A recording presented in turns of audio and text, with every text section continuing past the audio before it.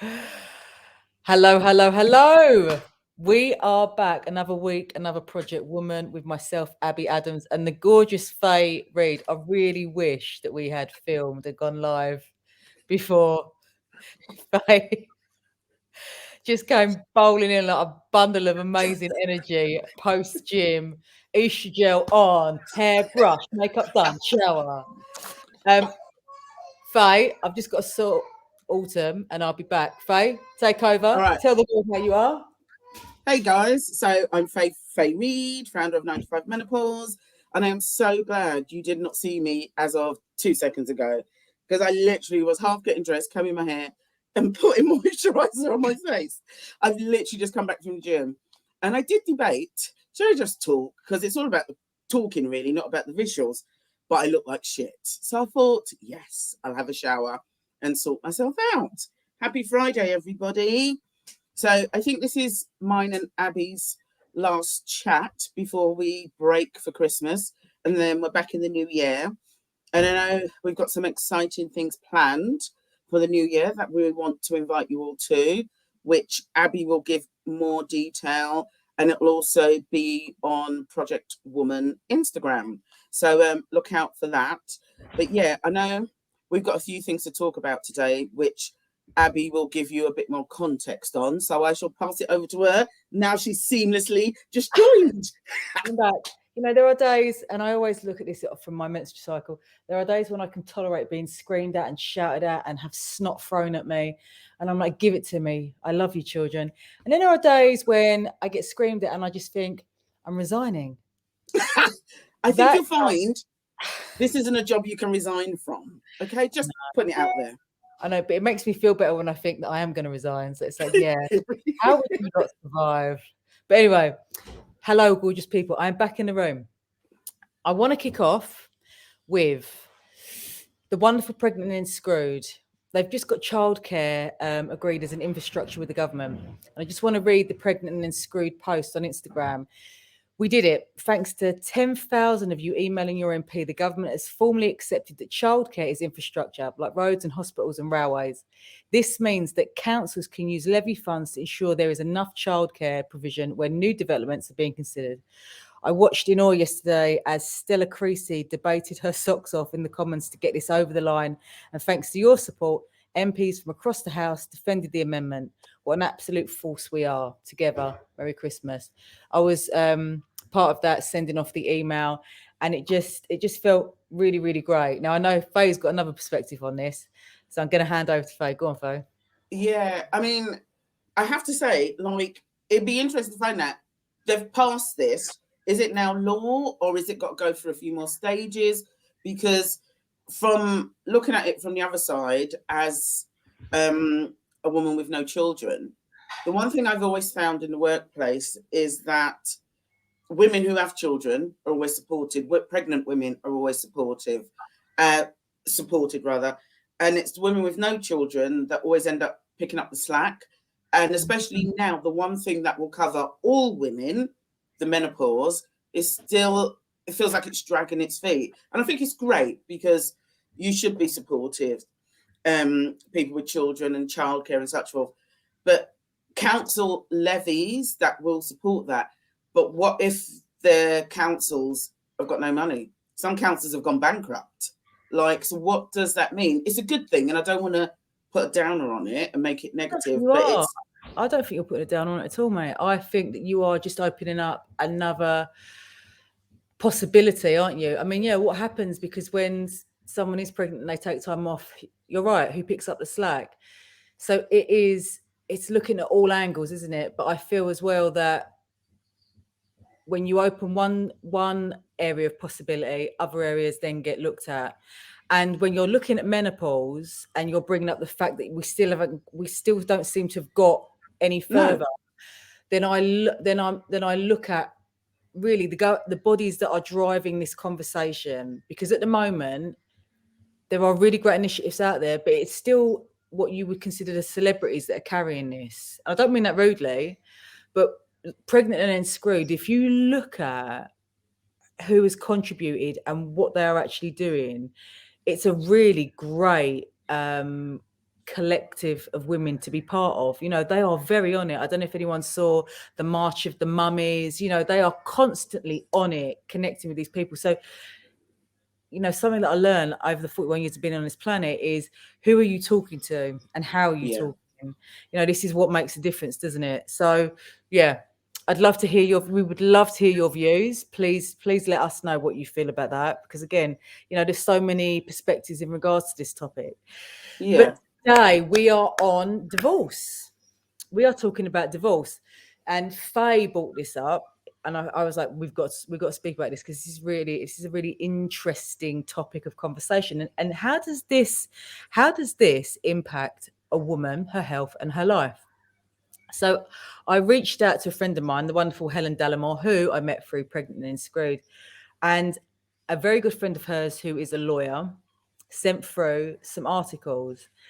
The first one was the divorce gap. Women see income fall by 33% following divorce. Now, there is a comparison to men, but like I said on Instagram, I don't want this to be about who is suffering more. That's not why we're here. We just want to see what the impact is. And so when now she's got to find the tab. So divorce gap. Women are likely to see their household income fall by a third in the year following their divorce, according to research from Legal and General. The research comes ahead of Divorce Day. Divorce Day? Are we being serious? Divorce Day? What's that? Is that like It's like Menopause Day. We got a Divorce Day on Monday, the 4th of January. So I don't mean to mock. I just find this very curious that we've got so many days for so many things when they happen on every single day of the year. Anyway, that's another conversation. So women see their annual income fall by almost twice as much as men following divorce. Sorry, shouldn't have brought up. Women are significantly more likely to waive rights to a partner's pension as part of a divorce. Women are more likely to face financial struggle post-divorce and worry about the impact on their retirement. Office of National Statistics data shows, on average, women already have a significantly smaller pension pot than men. Now, I'm going to share a close family's experience that happened years ago when she divorced her husband, and he took all of her pension. He just took it all. She had nothing. She had no pension. He managed. And he was happy to take it all. He was happy to walk away. He took everything from a relationship that he'd had for X amount of years, and leave that woman with nothing. Yeah, it's okay. There's so much to this, because I'm very much of the belief that long-term relationship, marriage and stuff, if you decide that you're not happy with the person you're with, sort that out, be respectful, then move on. And I'm not saying this is all men, and some women do this as well, but they do things behind their partner's back. And then when it all falls apart and divorce does come into play, they go for the jugular and they become really mean-spirited, and even worse, which I find I just find it disgusting when there's kids involved. So they will penalise that ex-partner, wife, and realising, or maybe even not realising or not even care, the knock-on effect it has for the child. So when relationships break down, it's hard enough as it is. But I think when relationships break down because the other person has had an affair or played away or just whatever, the esteem it breaks down in that person, the woman, is you don't realise how much a person has to rebuild themselves from that. To think they're not worthy, their husband's coming home to them, and then they go and but they're having an affair. That's a kicker. That's an absolute kicker. And then on top of that, to be a complete shit and potentially take money away from them and their children, I can't work it out. I'm like, my brain can't equate it, because I'm all about respect. Even if I don't want to be with that person, even if I don't like somebody, there's no reason to go for the jugular and clean them out, or potentially make them lesser than they were before. I'm like, go on. So this is like from working class. I've been through a divorce which was between my mum and my dad, and that wasn't very pretty. And I'd be really interested to see the differences in what we call classes, because not all, but a lot of people that I know, it weren't pleasant, it weren't nice. It became all about the money. Money became a really like sticky, contentious, very contentious. And I just wonder, like, the differences there, and whether there is a difference between which class of women suffer more. Because, you know, in the words of my mum, she just walked away with nothing because she just wanted it to be finished. Yeah, wanted out. She just wanted out. Interesting. You do hear about the cases of people who have divorced multimillionaires, and they've had to go and take them to court because the said partners tried to hide all the money or say, no, I've got no money. And they've tried to take them for court to get some kind of money from them. And also there's the women that, look, so many women these days have to go to work. That's just how it is, even when you're married. So, but you're a stay-at-home mum. You're bringing up the kids. You're supporting your husband. You're making sure the home is clean. You have dinners, all the rest of it. So that's your part of the relationship.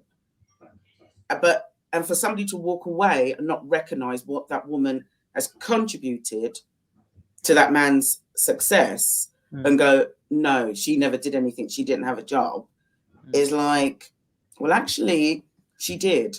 Her job as such, and people look at this in many different ways, is supporting that man. We were a partnership. We had children. I looked after the children. I took the kids to school. I did all this. I did all that because you didn't have to worry about that. You could go and concentrate on your career. And as such, we had that life. So there's so many different aspects to it and how people view it. Because some people go, well, she didn't have a job. What did she contribute to the relationship? Well, actually, she contributed being his backbone and his support and making sure everything was okay. And people kind of lose sight of that and forget that's actually helped to shape him, how he is, and be successful in the job that he's doing. So money is, God, they say money is the root to all evil. Quite frankly, I would like a few million, but hey, there we go. You carry on, Fay, I'll be right back. So I do think that sometimes we have to look at the bigger picture, because very often people just concentrate on one snippet.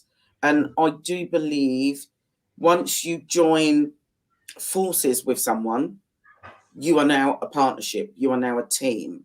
And if that team breaks up, it should be an equal divide. That's how I see it. It's just such an open conversation, because it all depends on why the divorce comes about, and especially if there's an affair in there. Do you know what I mean? It's just blown open. But let me come back to what else have we got going on here. There are many reasons driving this disparity, one being that women are typically paid less, whilst men who divorce are far more likely to have been the primary breadwinner in the relationship. This is why women will feel a greater degree of financial burden if transitioning to single income households. There was another study done in America, and they've noted here. So all of these articles that I'm speaking from, I will put the links in the comments below so you can have a look at these yourself. But they really go into detail, like the research papers that this come from, they really go into detail. And what we've got here, I mean, in America, such women have oftentimes been seen to be afflicted by high rates of depression, substance abuse, and anxiety when compared with their counterparts. I mean, here it says in America, divorced women and children records the highest rates of poverty in the United States when compared with other demographic populations. What is more, divorced women have been shown to suffer the most, more than their male counterparts, in as far as self-esteem and interpersonal relationships are concerned. This acts to further compound the experiences of such divorced women and their capability to rebound from these kinds of stresses. I mean, obviously, let's be honest, if you ain't got the money, it's a lot harder to rebound from anything, isn't it? And Oh, when you God, yeah. look at the support care that they've got in America, I mean, It's really hard because I've worked for companies which have American offices, and like you speak to some girls who are women who are pregnant and just say, oh, like, I'm going on maternity leave, but I'll be back next month. And I was like, what? The first time I found out that, I was so shocked. There's no maternity over there unless you've got cash. Women are back at work like a month after having their children. And like, you're going for a breakup, you've got kids. It's a lot. But I think it's I always try and think of who will be affected the most. Women will be affected the most, but this has a very lasting impact on children as well. It has a lasting impact on how they view relationships, how they view life, and especially if they've got an okay life way of living, and then suddenly they're plunged into poverty. The knock-on effect for a woman trying to juggle that, trying to build their self-esteem, you can't really put it into words. So again, here they've got this research paper have demonstrated that divorced women and children. I said that, and hang on. What was the bit that I just saw? Furthermore, a divorced woman may find it harder to rise through the ranks in the workplace, in part due to the stigma that is often attached to her status. I mean, it sounds like you're in the Dickensian era, don't you? What of that would create an issue if her CV and her resume is glowing? I mean, why would divorce create a difference? It's funny how people kind of view these things like, well, she's divorced, so she's lesser than. So she doesn't earn that much money, so she's lesser than. It's actually quite mind-blowing. And it's funny, I was having a conversation with somebody about, and this is slightly off topic, just how much kind of turmoil the UK's got it and the US has got it with the right-wing press and stuff, and trying to instruct what a woman should do with her body when she's pregnant and all this kind of stuff. And in some respects, I feel like we're going back in time, having to fight for certain things and certain rights and people's views, like with racism and all this kind of stuff. And I do wonder, are we going through another kind of toxic backlash where it will become kind of guttery, but then at some point it's going to come good again? Because I don't remember a time in all my years, apart from when I was growing up, where it feels so negative against certain things and people's views, as you say, Victorian views of, oh, well, she's lesser than. Sorry, that's my front door. Just checking. Don't worry, microwave's just gone off. Children talking. It's just life, isn't it, Faye? It's just life, rock and roll. I wonder if it's because the world is quite sick at the moment. You know, we're still carrying the impacts of COVID. We're now getting this information about how the vaccination there's been so many lies behind what's actually occurred with regards to cardiovascular disease and the covering up. I mean, this is another phenomenal fact that I find just unbelievable. Is it that, as well, the statistics said that women were suffering more with emotional, physical, every part of their health because of the strain put on them from COVID? And because of that, we are becoming a little bit more subservient. Do you know what I mean? I wonder, we are so now tired that we are just perhaps putting up with even more rubbish, and it's easier for those antagonistic conversations, conflicting, to start coming up again. Do you see what I mean? Yeah, I hear you. Right, let me finish with this one. Just to get to the end of this. So, like I said, this is from research done in America. In general, what the research on stressors for divorced women in the United States appears to depict is a disturbing picture of legal, social, and financial problems that have over time become quite entrenched within the American culture. What can I say to that? Yeah. I think it's interesting what you say about us being tired and just kind of going with it and slightly being controlled by some certain powers that be. When I hear women publicly so strongly bashing other women and agreeing that we should be dictated to around abortion and stuff, that scares me. Because I'm like, even if you don't agree with abortion, and that is your right to, you can't, I find it hard to understand how you can agree that that man over there, and I'm just going to say it, it's normally a little old white man who hasn't got a fucking clue, excuse my swearing, is going to tell you what you can do with your body if you're raped. Is going to tell your 12-year-old daughter what to do if she's raped or abused. I don't understand that women that are giving those people that control. And I think therein lies the problem a little bit, that how women are feeling, how we do, and how we're viewed, that other women are partaking of that. Well, I suppose it's looking at what are we still leaning into as an institution, you know, because what you know is a comfort zone, isn't it? And sometimes, even though you don't agree with it, we still lean into it. It's bizarre, isn't it? It's messed up. If anyone from America is listening to this, we would love to hear from you, to know, you know, to get their views.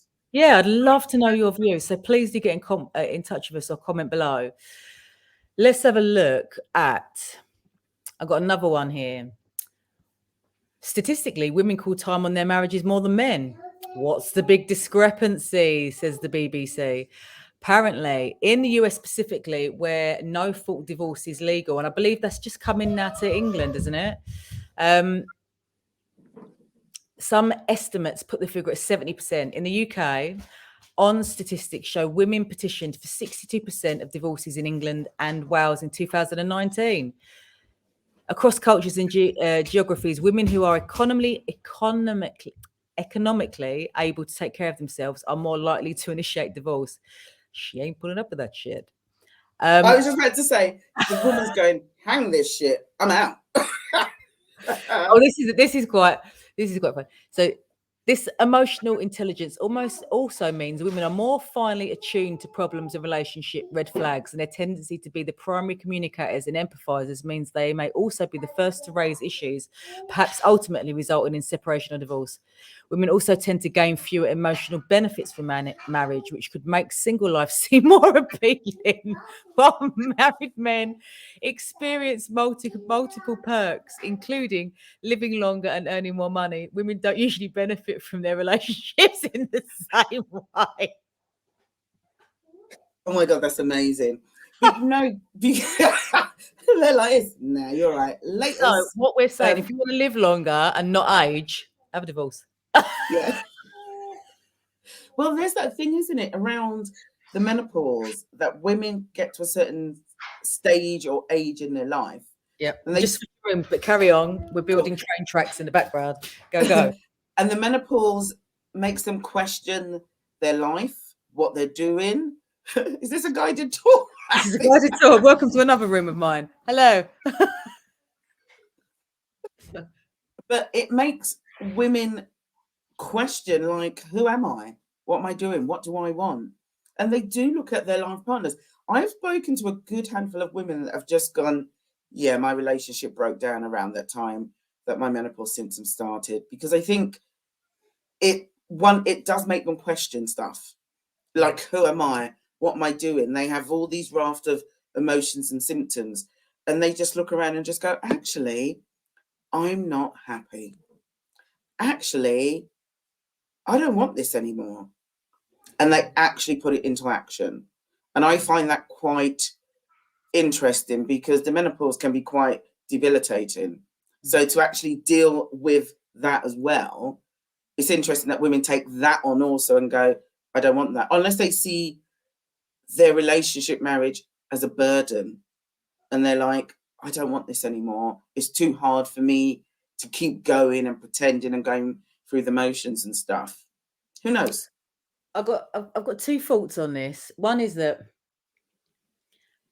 when you get to menopause, and it's something that I'm heading towards, if you don't know the implications of it, if you have lived your life in a highly stressed out way, and then all of a sudden you are in it, you will not know how to communicate what you need, because you don't know what you need. You don't know what's really going on. You don't know much about your body, with the greatest of respect.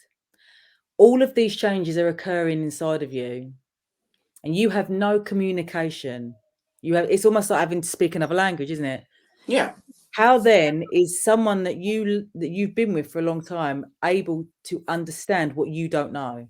So that's just one thing. And this is why I feel it's so important to learn to remember what female health actually is, so that you can communicate more effectively. Now, if that partner doesn't listen after you have communicated effectively, then divorce is arse. No, yeah.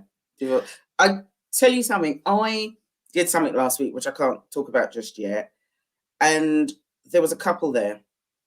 They'd been married 45 years. Bless them. Bless them. He was adorable. You could tell he just adored them. But their marriage hit the rocks during when she was going through the menopause, because she didn't know what was going on. He didn't know what was going on. He didn't know how to help her. So I think what you've just said is quite pertinent. It's hence the whole menopause awareness. Learn what's going on with your body. Know what it is. Like, younger women track their periods, so they know what's going on. I knew when I tracked my periods, I like clockwork. There were definite stages in the month that things happened to me. And that was from, oh my God, I'm really grumpy, or I'm really emotional. Okay, my period's going to start soon. Oh, I've got spots. My period's definitely coming. 2 days before my period, I had the worst night's sleep. I couldn't sleep, tossing and turning. Period starts.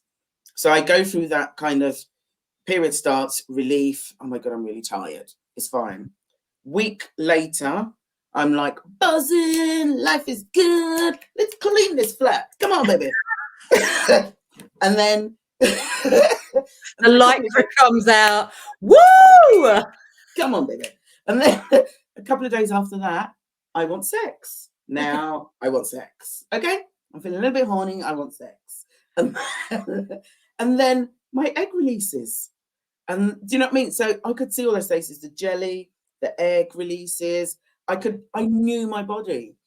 And that's why, for me, doing what I do, I want women to know about the menopause. This is how it can affect you. These are the things to look out for. And as with my period, I learned to manage it. I knew what I had to do. I knew what was coming. And also a bit of an acceptance of these are the things that are happening to me. And I think it is so important for women to know about their bodies and how it impacts them in their daily life. I work out, you know this, Abby, and I was blown away, slightly a little bit like, oh, when my trainer said to me when I first started training with him, and I was having a really shit training session, and he went, where are you in your period? Where in your cycle? And I was like, what the fuck? What do you mean you're asking me that question? No. And he went, this is going to have an effect on how you train. Where are you in your period? And he was quite normal about it. And I now love him for that because it's true. And he's been aware of his clients that he trains, their bodies. I'm training a woman, she's having a period, she's going to be a bit shit at certain points in the month. And it's just, and that awareness needs to be across the board. That is really a unique experience because that just doesn't happen. And I think I might have said to you, I get so excited when I see men in the supermarket or in the chemist and they've got a box of tampon or a box of towels in their hand. And I'm like, oh, it's good because it's normal. You're just getting it for your girlfriend. She's just gone, pick me up a box of tampons. Or she's at home feeling really poorly. You said, oh, can you get me some tampons? Do you know what I mean? These things should be normalised, and women need to learn more about their bodies and normalise these points in their life. And it only happens by going through the uncomfortableness. Yes. You know, this is something that 2023 is going to offer us, is just understanding that uncomfortable, what makes you uncomfortable about your health, and then finding the approaches to move you through that, because it's just a feeling. It is just a feeling. It is just a feeling, Abby. I've said this before, and I think people take it quite lightly. Like when I signed up to start weight training, I have never been so petrified in my life. I was walking into a studio as a 50-odd-year-old woman and going, I'd like to sign up to your studio. And because they were so nice, it made it easier. But I literally, you have to believe it took me 6 months to work up the courage to walk in there. 6 months. I knew I had to do it. I knew I was overweight. I knew I had to do some kind of exercise, but I was scared. There was a massive fear to doing something which was so uncomfortable for me. So was going to be so new, so different. And I was really scared. And I think you're right. It is uncomfortable feeling that fear because we all want to stay in that comfortable area that we know. And I say this often, one of the things for me personally, actually starting my 9 to 5 menopause is me just taking a massive jump out of my comfort zone. At the time I was seeing a therapist and I was talking it through with her. And I said, oh, I want to do something around the menopause. I think it should be highlighted. No one's talking about it, as in no black women, no one who had a job. I said, I really want to do something. And I think I spoke to her for a good year about it before I was like, okay, World Menopause Day is coming up. I'm going to do an Instagram account. I'm going to launch it. And I was so scared because I'm opening myself up. It's a fear of stepping into the unknown. And I now realize how good that was for me. It was good for me to share my experiences and my story because it helped me conquer a fear. Well, this is the beauty of weight training. I think it's almost like a metaphor for life, because when you have to lift something that challenges you, you have to accept what you're capable of in that one moment. And that's something that strength training has educated and taught me on. Movement in general has been the greatest therapy, life enhancer I have ever experienced. So yeah. Right, let's have a look at the next article, which is gender differences. In this study, she studied gender differences in the consequences of divorce by tracing annual change in 20 outcome measures covering 4 domains: economic, housing, and domestic health and well-being and social. And this was based in Germany, okay?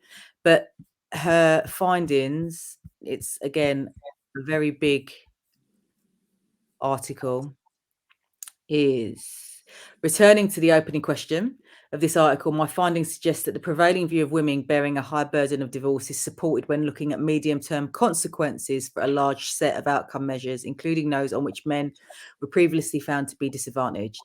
Taking economic, housing, and domestic health and well-being and social outcomes into account, men were more vulnerable to short-term effects on subjective measures of well-being, but women experienced medium-term disadvantages in objective economic status. In other words, men's disproportionate psychological strain was transient, whereas women's disproportionate economic strain was chronic. Shit. I mean, wow. So the summary on the academic article is interesting. In the short term, men suffer more on well-being markers. In the medium term, no significant difference between genders on any markers, but in the longer term, there are large and persistent gender differences on financial markers. Taken together, these findings suggest men's disproportionate strain of divorce is transient, whereas women's is chronic. Yeah.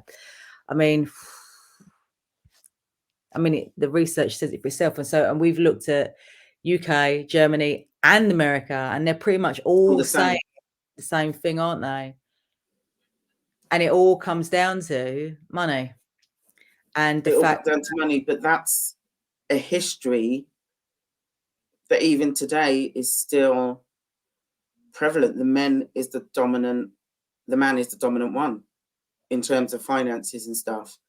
And yes, there are more women who are higher earners, but they're still in the minority. And it's funny, like with the George Floyd thing, there was a massive push to get more females, more diversity onto boards, and to give them the opportunity to achieve to be a high earner. But I think that's stalled a little bit. The whole focus of, right, we need more women on our board, we need more women on our executive team, that's definitely stalled. And it's like it all flared up, just like, oh, we've got to do this, we've got to be seen to support women, we've got to be seen to, like, oh, we're this company that have equal ops across the board and stuff like that. And it's like, yeah, that chat has died down a bit now, hasn't it? Well, we're being pulled. So you got to look at the distractions, haven't you? What distractions are being put out there in the media? And what, Meghan and Harry? It's like, what the fuck? Seriously? I can't eat. I'm scared to put the heating on. But hey, Meghan and Harry did a documentary. Knock yourselves out.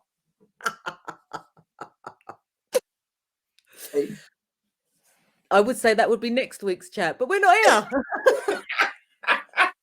We'll do that in the new year. Let's see what comes out over the Christmas period. We won't make a definite date on that one. Yeah. But just to wrap this up, again, we want to hear your views. We want to hear how you feel. Like I said, we've covered Germany, UK, and America. Anyone from any of those countries, any country, we'd love to hear. Do you feel this is true? Do you feel this is accurate? Yeah. What are your views? Because like I said, my personal view was from a working class background where my mum and dad separated. It wasn't pretty. My mum walked away with nothing. And yeah, it just echoed through. I mean, what I learned from that, interestingly, when I look at, all of the work that I've put into healing my past and getting my brain back in a more enlightened state, is that there wasn't enough out there for me. She walked away with nothing. She did that. There's not enough out there. The psychological impact of that was phenomenal. And it's something that I've had to really work on. So like you said about the children, Fay, in this, again, are you a child of divorce? What are your views, especially when it comes to financial status? Like, what is it? That's really interesting, your experience and how it shaped your thought process. My mum brought up 4 children on her own. I'm the oldest of 4 kids. We were loved and we were fed and we were clothed, but I saw my mum struggle. And I went completely the other way. I left school at 16, bang, straight into a job. Didn't really like school that much anyway, but I went straight into a job because I wanted money in my pocket. And I think that's actually always been a driver for me. Always supported myself, being able to support myself and have my own cash in my pocket. So I could go and buy whatever clothing I want. I could book a holiday and go on holiday and not have to worry. So that's how my mum's own experience and what she had to do to survive, because she had 2-3 jobs at one point, to make sure we were looked after properly. It drove me to ensure I always had money in my pocket. And even when I'm in between jobs, I get quite twitchy. I'm just like, nah. I'm like, I need to know where my income is coming in. I need to know I've got money coming in. I had the benefit. Well, my mum and my grandmother were very strong women. But I never forget my nan from a very young age. You know, we'd be talking, my mum and nan would be talking in the kitchen, and my mum would talk of fairy tales, and my nan would go, "Never marry for love, marry for money." I love your nan. And then she said, "But always make sure you've got your own money." Yeah. And that kind of always echoed in my head, a bit like you, Faye. You know, I just left school. I went to work for the family business. It was just having money in your pocket all the time, the time. That money in your pocket and the freedom that gave you. But back in the day, Faye, I remember when 30 quid lasted a month. I mean, Christ. Mate, What? Don't you remember being able to go in the shop and buy sweets? Like a marathon bar was 10p. Let's keep it real. It was 10p. 10p, maybe less. So like those days are gone. I went out last night. I said to Abby before the start of the show, I'm a little bit hungover. Look what gel does when you run it. You missed the prep before the show, guys. Can believe it was whiz. I'm here. Anyway, so I went out last night and it's expensive. We had 2 courses each, a couple of bottles of wine, and it came to £65 each. I mean, I'm glad to pay it. I went out, had a nice time, and I can afford it. But that's a lot of money. It's a lot of money. And if you're divorced and you want to be going anywhere, absolutely. You're getting the girls round to your house. Bring a bottle. And on that note, listen, wonderful humans, have a lovely Christmas. Yes. Take it easy. If you are going through divorce, I'll put some links below for support networks that you can reach out to, because always remember, you are not alone. You know, you don't have to be alone. And Christmas can bring up a lot of those emotions, can't it? So me and Faye will be adding any links below for you to tune into if you so wish. But we do really send you all of our love for this time of year. And if you need a chat, again, get in contact with myself or Faye. We would love to hear from you. But we'll see you next year. Definitely. And the one thing I want to just add to that is just remember that you matter. And though you might be feeling broken at this moment in time, you do matter, and we all go through bad times. And one thing I've realised this year is I'm on a bit of a good roll, but I'm well aware previously it's been pretty shit, but you always come out the other side, and you come out better, and you come out stronger. And yeah, just remember that you matter. You're okay. You're doing all right. Nice one. Cheers, Faye. We'll see you in the new year, gorgeous people. Take it easy. See you later. Bye.